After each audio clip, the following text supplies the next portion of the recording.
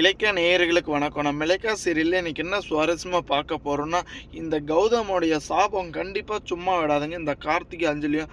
ஏன்னா நம்ம கார்த்திக் வந்துட்டு நல்லா இருக்கணும்னு எப்படியாச்சும் இந்த எஸ்எஸ்கேவோட ஃப்ராட் வேலை எல்லாத்தையுமே தெரியப்படுத்தணும்தாங்க இப்படி பாடுபட்டுட்டு இப்படி ஒரு நிலைமைக்கு ஆளானாங்க.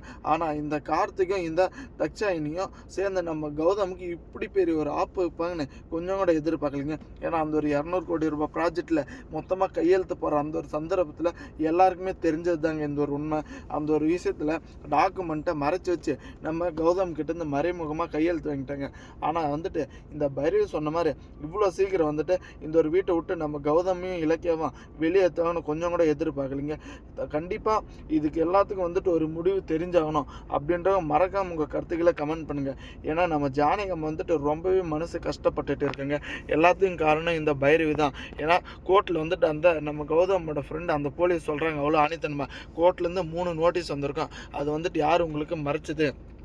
கண்டிப்பாக அதை மறைச்சிருந்ததுனால தான் நீங்கள் வந்துட்டு இப்படி ஒரு நிலைமையில் இருக்கீங்க. இதுக்கு எல்லாத்துக்கும் வந்துட்டு யாரோ பின்னாடி இருந்து வேலை செஞ்சுட்டு இருக்காங்க அப்படின்ற உண்மையை வந்துட்டு நம்ம கார்த்திகோட எல்லா உண்மையுமே தெரியப்படுத்துகிறாங்க. ஏன்னா இதுக்கு எல்லாத்துக்கும் காரணம் இந்த பைரவி தான். அந்த பைரவி தாங்க அந்த ஒரு டாக்குமெண்ட்டு எல்லாத்தையும் வந்துட்டு உதவி பண்ணது, ஹெல்ப் பண்ணது. நம்ம கார்த்திக் வந்துட்டு இந்த ஒரு விஷயத்தை வந்துட்டு பயன்படுத்திட்டோம் அப்படின்னு.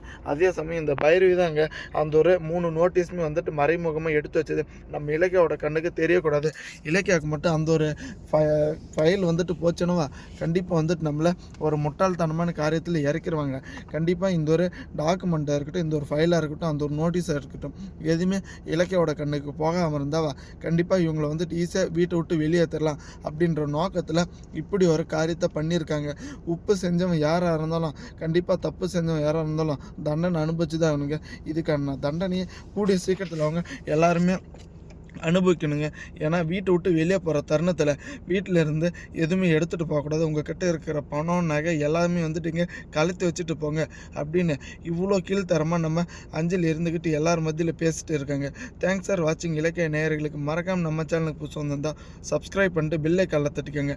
அப்போ தாங்க நம்ம போடுற வீடியோ உங்களுக்கு உடனுக்குடனே நோட்டிஃபிகேஷன் இருக்கணும். ஏன்னா ஒரு வகையில் இந்த அஞ்சலியும் இந்த கார்த்திக் தாங்க இப்படி ஒரு தண்டனை அனுபவிக்க போகிறாங்க. தேங்க்ஸ் ஃபார் வாட்சிங்.